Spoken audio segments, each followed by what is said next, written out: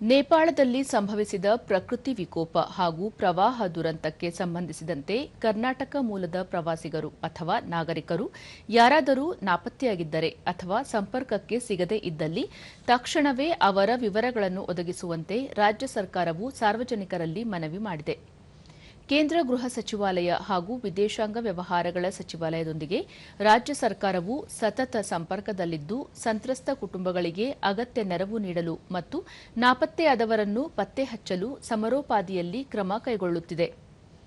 ಕಣ್ಮರೆಯಾದವರ ಪತ್ತೆಗಾಗಿ ವಿವರಗಳನ್ನು ನಮೂದಿಸಲು ರಾಜ್ಯ ಸರ್ಕಾರವು ವಿಶೇಷ Google form docs.google.com/forms/d/1GNW 8B link ಅನ್ನು ಸಹ ಒದಗಿಸಿದೆ.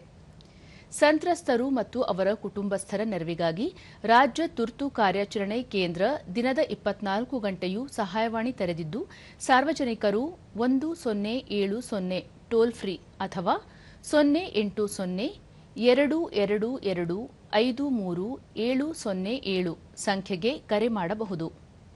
ಇಮೇಲ್ ಮೂಲಕ ಮಾಹಿತಿ ನೀಡಲು seockarnataka@gmail.com ವಿಳಾಸಕ್ಕೆ ಕಳುಹಿಸಬಹುದಾಗಿದೆ.